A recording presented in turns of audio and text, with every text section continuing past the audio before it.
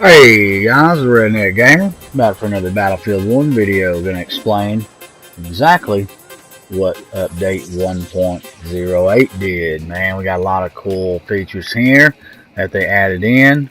Did quite a few bug fixes and balance tweaks and on this. Now, as far as platoons go, added platoons in. And they got quite a few cool features in that. And let's start out with that. You can create and manage. Any player can create a platoon. You're however limited one general role, the highest rank, and the rank a platoon creator starts with at any one time. And when creating a platoon, you can add the following info. Name. It's required and must be 3 to 24 characters. Names are not exclusive. Tag. This is required and consists of 1 to 4 numerical characters. Description. This is optional and can be up to 256 characters long. Use this to describe your platoon however you see fit. Emblem. You can choose an emblem from the platoon or for the platoon from your own personal emblem gallery. The emblem is then copied to the platoon, meaning that if you later update your own emblem, it's not automatically reflected in the platoon emblem. Access type. This selection defines how other players can and cannot join your platoon. You can leave it open. Anyone can join a platoon instantly, or apply to join, where someone would have to apply and be accepted. Closed, where no one can join the platoon while it's in that state. It's always possible to change any of these values or settings at any time as long as a platoon member has permission to modify. Now there'll be a general. It's the highest platoon rank and there can only be one general in the platoon at any one time. And there's a colonel, the second highest in command, that can access most platoon management tools such as editing, the scripting, emblem, and access type. And there'll be lieutenant. Lieutenant is the lowest level rank with management position permission, mainly their ability to accept or reject platoon applications. And private is the initial rank any new member gets in the platoon. The rank doesn't give you access to anything besides the fact that you're now a member of the platoon. Platoons is all about playing together. In the Find Platoons section, you'll sometimes get a list of recommended platoons to join, which is currently based on other platoons that your friends are representing. Once you've found a platoon, its access type will determine how easy it is for you to join. Maybe you can simply join it right away, or you must apply. If you're unlucky, it's closed, and that's that. Representing and playing with your platoon. For many players, representing your platoon is what it's all about, and they've tried to make this process easy, smooth, and awesome with the new system. First, you can always only represent one platoon at any given time, and then you can also choose not to represent any. You will retain your membership and rank in the platoon. It's basically just something you toggle. When you represent a platoon, its tag will automatically be displayed in the front of your name, and its emblem will automatically be displayed wherever your emblem is usually displayed. This essentially overrides your equipped emblem, where you represent a platoon. We want you to really represent it. Besides having the tag and emblem, if you fill up a squad with other players that represent the same platoon, the squad will automatically be renamed to the platoon's name. Furthermore, if you represented platoon contributed the most to a flag capture with at least 2 members present, a pennant carrying your platoon emblem will show up on the flagpole. More bragging rights for you. And they currently employ limitations of 100 members per platoon. If your group is more than 100 people, they suggest you create more platoons with the same name, tag, emblem, and description, and you can at max be a member of 10 platoons. This includes pending applications. If you're a member of 8 platoons and have 2 platoons, With pending application to join, you will not be able to join or apply for any other platoons unless you leave a platoon or cancel an application. Increasing these limits are something they're considering going forward. One of the primary focus areas has also been to more easily facilitate playing together in groups, so they've added the ability to always see where your platoon is playing and join them. And they added a new feature as far as a medic revive intent. If you ever played as a medic, dashing through a hailstorm of bullets and explosions, disregarding your own safety to get to a fallen teammate, only to have them skip at the very last second, you know how dang frustrating that can be. You can now spot the dead player to indicate that you're on your way to them. The player will see your name blinking in the death screen and show as incoming medic. The medic will also shout that he is coming. If they decide to skip anyway, they didn't deserve to be saved in the first place. New features such as server administration. This one areas they're getting a lot of feedback on and everything, so they're doing quite a few changes on that. Server admins can now add other players to a list to give them admin rights to the server. A server can now be set to need lower numbers before pre-round ends, from 20 to 6. They are also added the ability to use password protected servers. New content such as weapons. Alright, man. We got the Hellriegel 1916 Defense. Also the Hewitt Automatic Optical. The Seb Slater 1906 Sniper. Martini Henry Sniper. And you have to complete special weapon assignments to unlock each weapons, probably like they did for the ones in the DLC. New ribbons. We got some new ribbons here on the spring update. With the new ribbons, they promote teamwork. You get ribbons for performing tasks such as spotting, reviving, resupplying, repairing, healing, and more. Some new dog tags. There's 5 new dog tags. Battlefest 2017, Answers HQ, the Sakura Marta, Regimental Steen, and Play to Give. Maps and modes general. Front lines, they fix an issue where combat areas weren't activated during warm-up, meaning you could go out of bounds. They fixed an issue where timer would not start. The longest game recorded was over 3.5 hours long. Man, I know them frontline games could last forever, man. But y'all tell you what, it's kind of fun sometimes to just keep battling out on those maps for long periods of time. And they fix an issue where combat areas could cause minor visual bugs in mini-map. They updated physical material for rivers and lakes on the terrain. Water explosions should now look correct. Set small game modes on consoles to be 60 Hz. Increase the width of rain texture to avoid tilting patterns. Maps and modes. On Amons, they fixed multiple glitching spots. And on Argonne Forest, they fixed multiple glitching spots, fixed an issue which allowed players to get on top of a bunker they shouldn't be on top of. Tweak lighting to make the map look better. On Fao Fortress, they adjusted height of the fog to win an airplane or to parachute. And on Fort DeVoe operations, they update to the intro camera and made elite pickups disappear once the defenders won a battalion. Readjusted the spawn location to avoid spawning near enemies. On Conquest, they adjusted the capture area size of A, C, and D. Hero kits will be spawned at the HQ of the losing team if the enemy team owns all capture points. Adjusted the combat area around the German spawn, and in Rush they moved the first MCOM in the 3rd section closer to the attackers and adjusted some spawn distance due to high rate of successful defenders.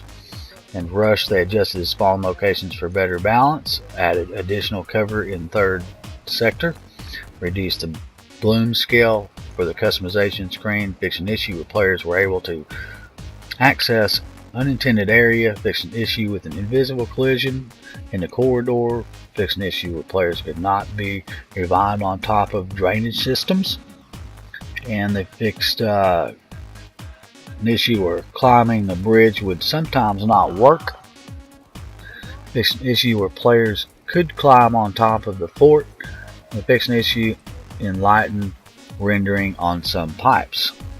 On Giant Shadow, they fixed boundaries for free camera when spectating, fixed some interactions with doors. On Monte Grappa Conquest, they fixed an issue where players could capture C from an unintended position. On Rapture, they did quite a few fixes on this also. They fixed some the spawn of the Behemoth before it was ready and later got teleported back. Added a tank for attackers to the first sector of Rapture. Adjusted some of the capture spawn points for better balance. Reduced the number of planes from 3 to 2 per team. Changed size of capture area A and D point. Swapped B and C flag. Moved motorcycle out of bush near Team 2 spawn. Moved spawn back from Team 2. Added spawn area AA gun for both teams. Removed an MG position that wasn't supposed to be usable. And Rush, they weakened defense on first and third sector based on community feedback and telemetry. Now they moved the attacker tank from the first sector to the third sector. On Snai Desert, they fixed an issue where players were unable to get out of the FK96 field gun at a specific rotation. Moved the field gun a meter back to give it a bit more clearance. And on Scissions, man, they did a bunch of fixes on all these maps, guys. On Scissions, they added an additional AA gun for the defense on the last sector to balance the attacker's vehicles. They tweaked the balance based on feedback and telemetry. They fixed the issue where players could spawn in the Behemoth before it was ready. Fixed a bug around one of the field guns and fixed an issue related to spawn camping on Conquest. Also readjusted the spawn location to avoid spawning near enemies. Adjusted the size of some of the capture areas. Made them bigger in general. On Conquest, also they reduced the number of tanks from 4 to 3 per team and moved one of the 3 tank spawns to the closest capture point A and E. By this, the enemy can deny them and influence the tank situation on the map. It also adds more value to points that get less attention by players. On Conquest, they also increase the tank respawn time to add more value to their use. Reduce the airplanes per team from 2 to 1 and reduce the hero kit respawn time. Weaken the defense by adjusting their spawns in the first and third sector. Fix an issue where players could spawn outside the combat area in Rush. Fix boundaries for free camera when spectating and tone down exposure while indoors. On Suez, they fixed an issue where players could not be revived after dying in a puddle near the British HQ. On Verdum Heights, they adjusted some of the capture spawn points to better balance it. They changed the tickets from 250 to 350. The howitzer in the first sector now spawns after 5 minutes of the 1st Battalion. Tweaked the weather on Verdum, adjusted some of the capture and spawn points for better balance, adjusted the hero kit spawn delay.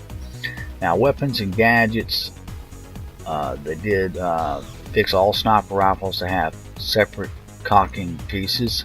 Fix incorrect scope sway when using 2.0 or 1.25 magnification. Wrench will no longer make repair sounds and play repair animations when vehicle is fully repaired. Fix an issue with the repair indicator progress was not updating when repaired with a wrench. Fix an issue with weapon skin. The C4th Helllander was misspelled as Highlander. There can be only one. Corrected UI for rate of fire for the M1903 Marksman and Sniper from 51 to 54 RPM, which is actually ROF for these weapons. Fix the issue where K bullets could hurt tanks further than 150 meters away. Fix incorrect low drag for the Shawshat. Increase the 1903 experimental trigger pull weight to match ROF change done in a They Shall Not Pass. Also remove post reload delay when using K bullets on the Martini Henry. Fix an issue where the crosshair disappeared when zooming in using the Galil Faucia. Fixed a bug where certain first person reload animations that were interrupted when killed would not play after being revived. Fixed bayonet bug that allowed players to be killed without triggering the animation. There was no obstacle between them. They did quite a few grenade changes. They reduced the outer blast radius of the frag stick, impact mini, increased the fuse time on the falling grenades as far as the mini, frag, and stick. Impact went, and they changed a lot of the stuff on the grenades here. They increased the lethal grenade resupply timers a little bit. They increased magazine size for smoke grenades from 1 to 2. Reduced damage of AT grenades against standard soldiers by 10%. Increased ammo box resupply rate modifier from 3 to 3.5 for all lethal grenades. Grenades will no longer resupply unless players near supply crate or pack. Grenades should no longer collide with teammates within 10 meters. Incoming suppression will halt resupply progress of grenades without an ammo box and will reduce resupply speed with an ammo box to 2/3 its normal value. Fixed position of rib sight for the 12 gauge automatic. Added folded bayonet when no bayonets equipped instead of completely removing it from the Automatico. Fixed incorrect 2x zoom level of the Badeo 1889. Tweaked muzzle effects of the Hellriegel. Fixed spread decrease being too slow for entry versions of the Lebel 1886. They fixed a bipod having no influence on recoil and hip fire spread for the sniper version of the Lebel 1886. Fixed an issue with K-bullet icon would not be visible when using the Lebel. And they did some general vehicle fixes. They fixed a bug with the first person camera on the artillery truck. It could be in the wrong position. They moved weapon components from the St. Chainman equipment from under the vehicle to near the top to allow them to be used in shallow waters. They increased the AA cannon blast damage multiplier against planes. A little bit on that. They fixed incorrect low damage of rockets against other planes. Increased sniper rifle damage multiplier against planes. Increase inner blast radius of AA cannons from 4 to 6 meters when the detonations is triggered by a vehicle. Remove the impact impulse from plane MGs. Rankin darts. Increase reload time from 12 to 15 seconds. Increase the blast damage from 20 to 16. Fix bad behavior on crashing planes by disabling rotor critical state when landing gear is deployed. Fix an issue. They removed physical impulse from desert armored train AA weapon projectiles. And they got some control fixes here, guys, in regards to different issues on that people have been having, and also quite a few UI changes. I can't go through every one of these, guys. There's so dang many of them. I know this video is getting kind of long. I apologize about that. They did some tweaks to the net codes. Also, there's just so many bug fixes and everything they did here. And but one thing they did do, I'd like to point out, is they fixed an issue that would make map loading times longer than necessary. Should cut the loading times down to 10 seconds, or it should take off 10 seconds of loading time per map. That's a good thing, because I know it seemed like the load times was pretty long on Battlefield 1. They added the option to turn off aim assist in rented servers. They fixed an issue where servers could crash with 24 players connected at the same time for domination. And on the Xbox, they fixed the issue where logging out on Xbox One during the first few seconds of an operation intro video caused a freeze at black screen after the video. But alright guys, that's all they've got in this update. I know it was a lot of fixes, man, and they had the platoons. This is a great update. I appreciate you guys watching. Make sure if you're not subscribed to the channel, go ahead and subscribe to the channel, because I'll keep you informed on everything to do with this, with Battlefield 1, and also a lot of other games out there. I do explain things that come out in these updates. So make sure you subscribe to the channel, hit the bell beside the subscribe button so you can get notified when these videos come out, so I can explain to you guys exactly what they do as far as these updates. But this Redneck Gamer, I appreciate you guys watching. You guys have a good one.